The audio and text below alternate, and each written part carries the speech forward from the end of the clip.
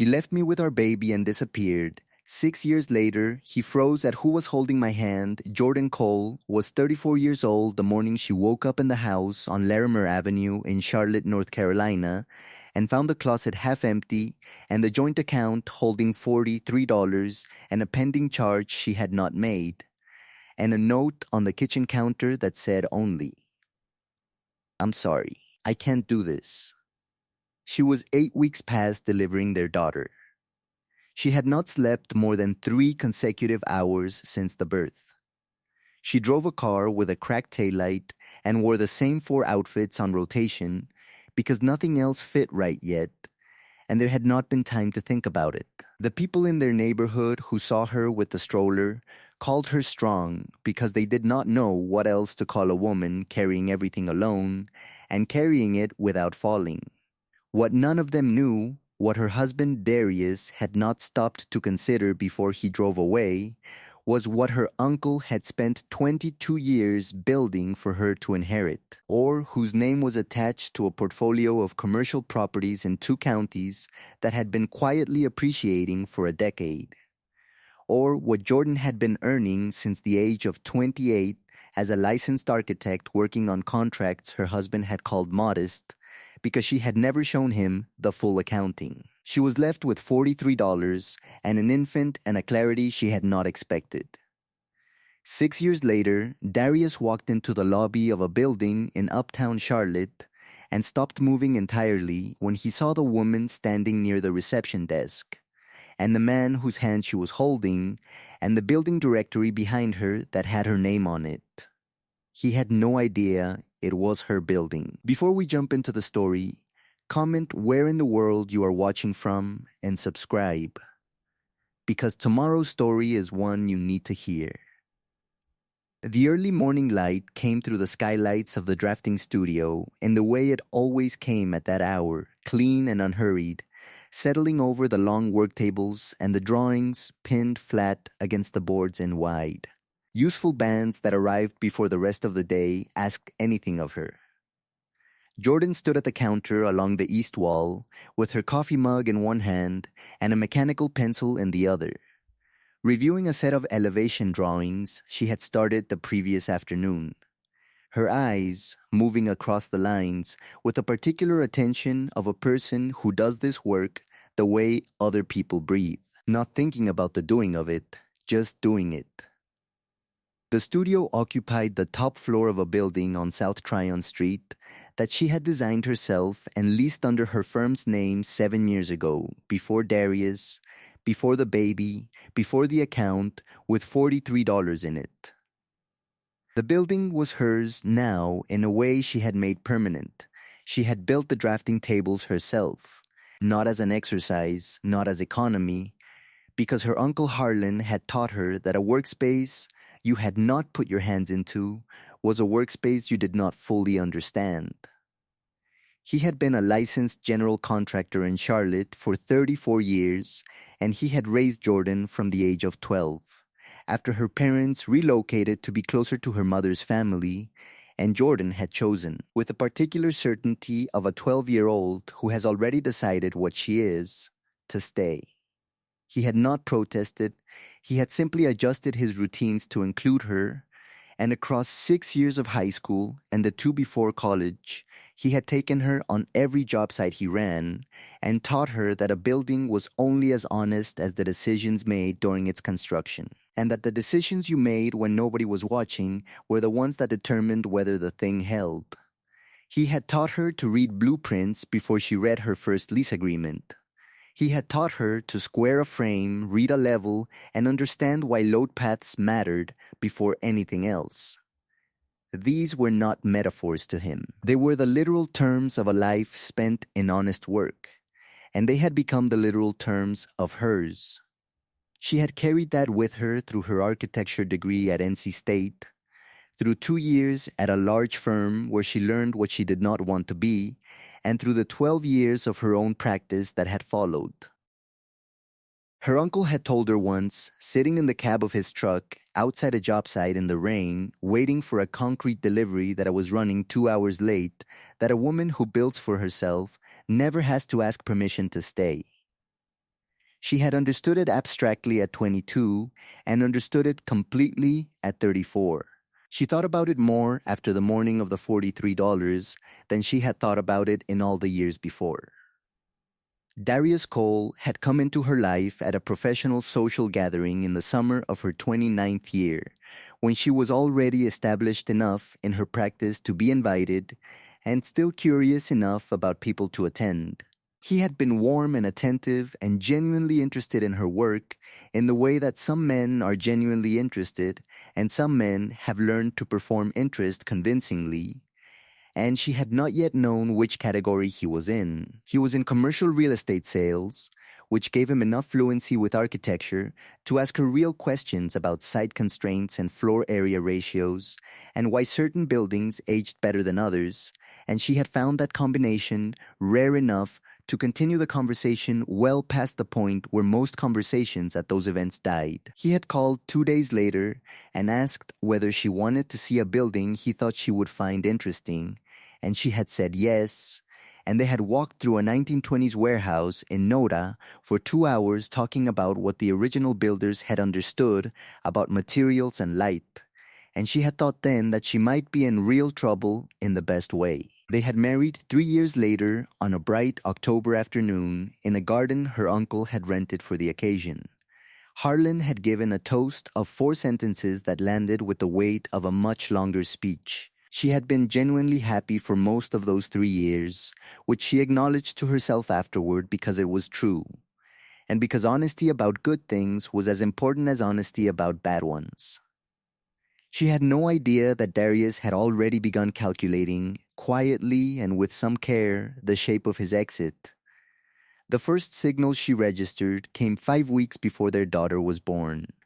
Darius had come home from an evening she had not tracked with a particular quality of deliberateness in his movements, not rushed, not guilty, but managed, as if he were monitoring the angle at which he set his keys on the counter, and the ease with which he offered a cheek rather than a mouth when she turned toward him. She had filed it. Their daughter arrived 8 days later, and the filing stayed in the place she kept things that were not yet ready to be examined. The day she noticed the empty closet, she had found the note and then sat down at the kitchen table with her daughter in her arms and the silence of an emptied house around her, and been, for exactly 11 minutes, completely still. Not crying, not speaking, simply absorbing the specific shape of what had happened, the way you absorb a load-bearing failure, not with panic, with assessment. She was an architect. She knew what to do with a structural failure. She picked up her daughter. She stood. She drove. The discovery of what Darius had done in the weeks before he left came not all at once, but in layers. The way damage always reveals itself in a building when you start opening the walls. She had retained a family law attorney named Patricia Hollis within the first week, a woman of 58 who had practiced in Charlotte for 26 years, and who received Jordan's account of the $43 and the empty closet with the expression of a woman who had heard this kind of thing before and was not surprised but was no less committed to its correction. Patricia requested a full financial disclosure order through the court.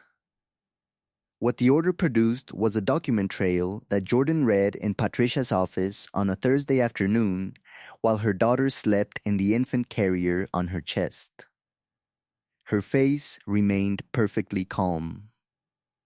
Darius had opened a separate personal account 11 months before their daughter was born. Over those 11 months, he had transferred a total of $29,600 into it from various sources. A portion of their joint account moved in increments small enough to avoid notice at any single pass. A cash advance on a credit card in his name alone, proceeds from the sale of a vehicle he had told Jordan he was trading in for a newer model. The account had been closed 4 days before he left. The balance at closure was zero. The funds had moved to an account in a different state in a name Jordan recognized after a moment of looking at it, a woman named Tanya Briscoe, whose address on the transfer record was in Asheville, and who Patricia's investigators confirmed had been in ongoing contact with Darius for at minimum 14 months before his departure. He had been building his exit for nearly a year while she was building their daughter. Jordan read the complete disclosure documents a second time before she closed the folder. She was an architect. She understood the specific discipline of reading a set of plans twice. Once for what was there, once for what was missing. What was missing from his accounting was any version of the man she had thought she married. What was present was a record of someone who had operated with the patience and the incrementalism of a person who had decided on an outcome and worked backward from it, step by documented step. She placed the documents in a folder she labeled with her daughter's name, not as a weapon, not as a statement, but because it was the most important thing, and because it told the most accurate story of what had been taken and what had survived it. She picked up her phone and called her uncle Harlan. She did not need to explain everything. He had always understood more than she had told him. Harlan Cole drove to Charlotte the following Saturday and sat at Jordan's kitchen table and listened to the full account without interrupting. And when she finished, he was quiet in the way he was always quiet before he said something worth saying. He was 61 years old, and he had spent 3 decades building things in this city that still stood. And he looked at his niece across the table with the specific attention of a man who recognized what she had inherited and was not worried about what came next, only about whether she knew he was there. He said, "I've been thinking it's time to transfer the properties into a structure you control directly. I meant to do it at your wedding. I should have done it then." He paused. "We'll do it now. It's long past time." The properties were 7 commercial units across Mecklenburg and Union counties, acquired over 22 years of careful work by a man who had never once spoken about them at a dinner table. Their combined appraised value at the time of the transfer was $1.4 million. The transfer took 3 weeks and was executed by Harlan's attorney with the clean efficiency of documents that have been prepared for the right moment and simply needed the right moment to arrive. Jordan received the transfer documents on a Tuesday morning and placed them in the same folder as the financial disclosure order and her daughter's birth certificate, because all 3 told the same story about what was real and what endured. Only those who build in the dark understand why daylight is not required.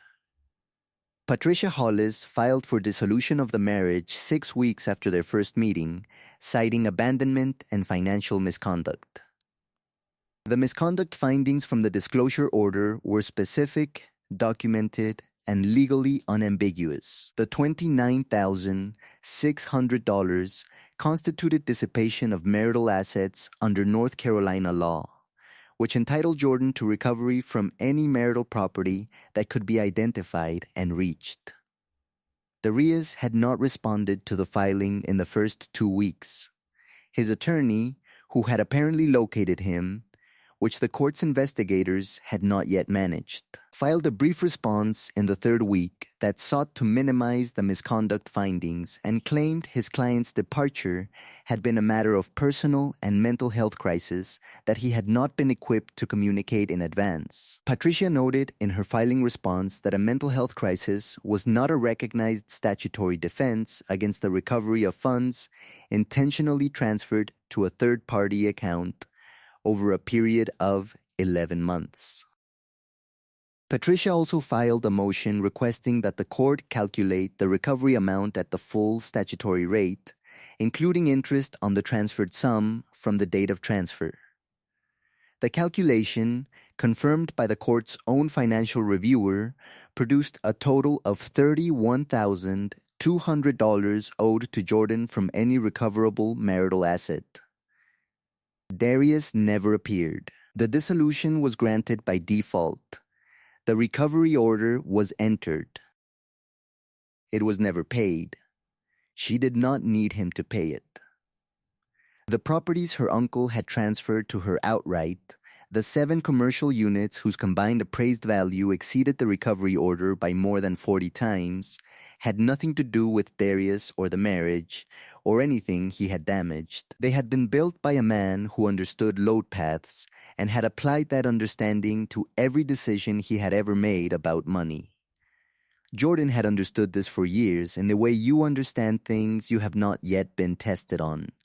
She understood it differently now. Patricia closed the file with the quiet efficiency of a woman who had seen worse outcomes and was satisfied with this one. Real power operated in quiet rooms, and sometimes in the rooms of a courthouse where a man never bothered to appear. Jordan went home from the courthouse on the day the order was entered and put her daughter to bed and sat in the kitchen for a long while with her coffee going cold and the house entirely quiet around her and thought about what the next 5 years would require. She was not afraid of it. She was an architect. She understood that the most complex projects always looked impossible from the planning stage and entirely logical once you had completed them. The work ahead was simply the next project. She would start at the beginning. She would not skip steps. She would verify everything. She opened her laptop and opened the project file for the mixed-use development in Plaza Midwood that her firm had been awarded the design contract for 2 months prior. A 4-story structure with ground floor retail and 22 residential units above, the largest project her firm had ever led. She worked for 2 hours in the quiet. Her daughter slept down the hall. The house on Larimer Avenue, which she had paid the mortgage on alone for 34 months and which was entirely hers under the dissolution decree, was warm and still and asked nothing of her beyond what she was already able to give. She did not require more than this. Across the following years she built, in the literal and the professional sense, without interruption. The Plaza Midwood project was completed on schedule and received a Regional Design Award in its first year of occupancy. The firm expanded. She hired 3 junior architects over 4 years. She took on commercial renovation contracts that led to larger new construction commissions, each one building on the reputation of the last in the slow, compounding way that a practice built on outcomes rather than visibility tends to grow. She charged what her work was worth. She did not explain herself to rooms that had not asked. Her daughter started school. She planted a garden. She built a deck off the back of the house on a summer weekend, while her daughter helped by handing her boards in the approximate order requested and narrating the process in the running commentary of a 5-year-old who has decided she is in charge of something important. The things that held were the things she had built. She had not needed to keep score to know that. 6 years after the morning of the $43, Jordan was 40 years old and standing in the lobby of a building on South College Street in Uptown Charlotte, where her firm had recently completed the interior renovation of the top 3 floors for a corporate client.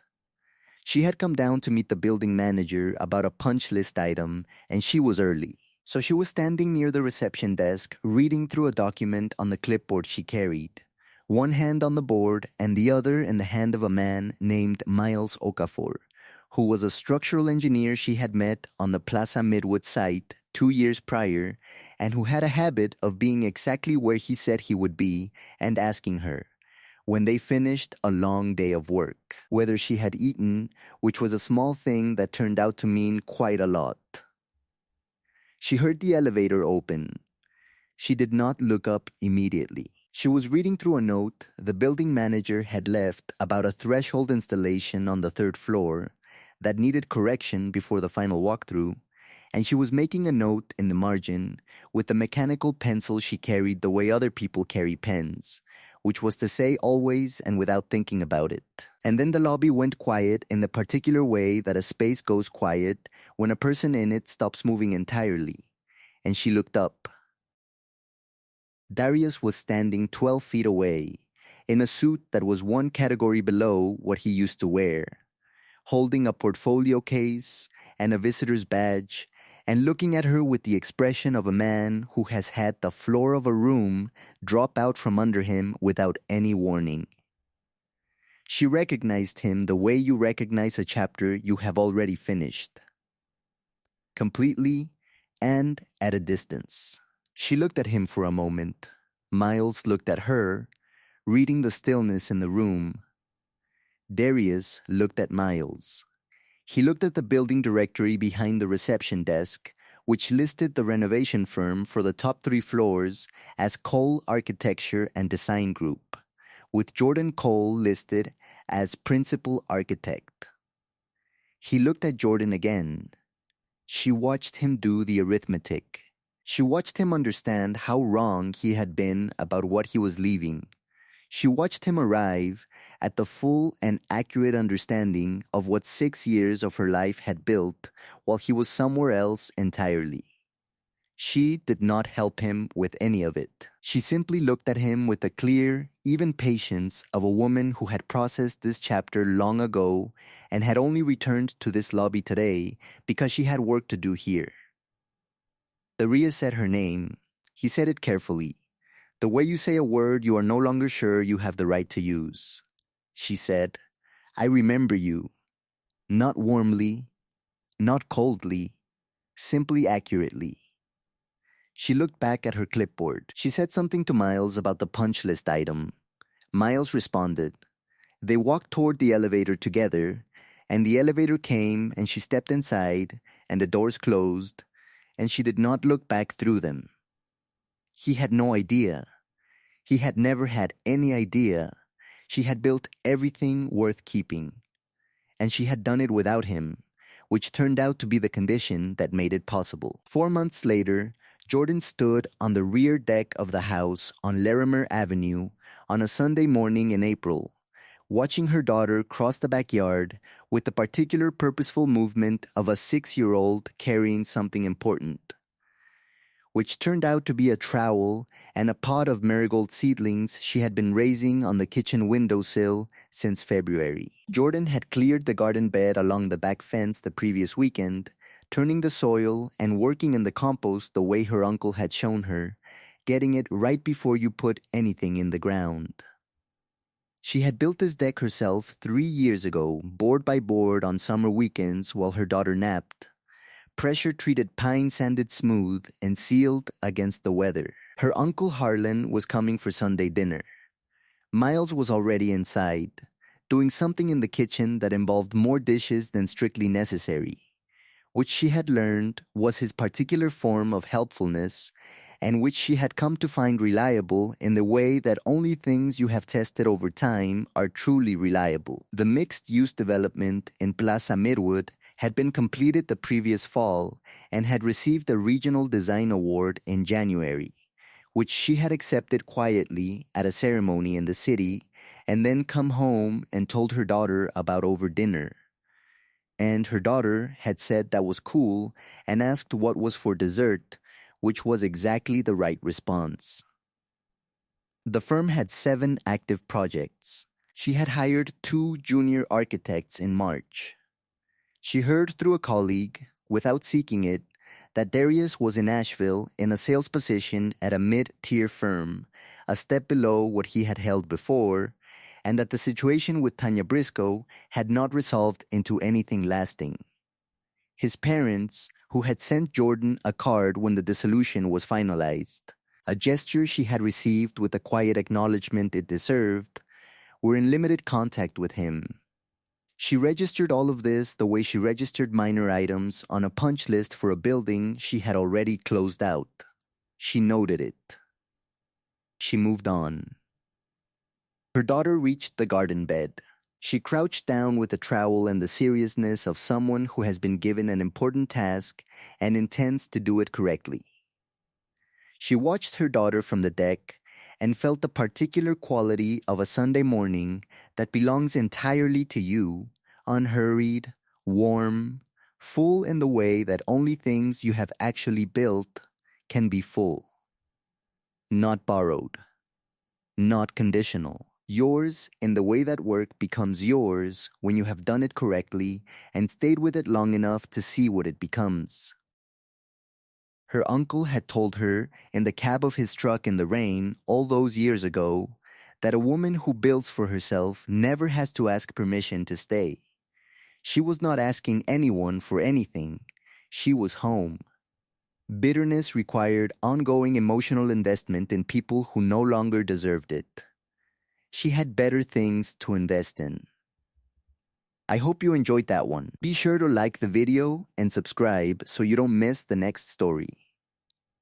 I've picked out 2 more for you that I think you'll really like.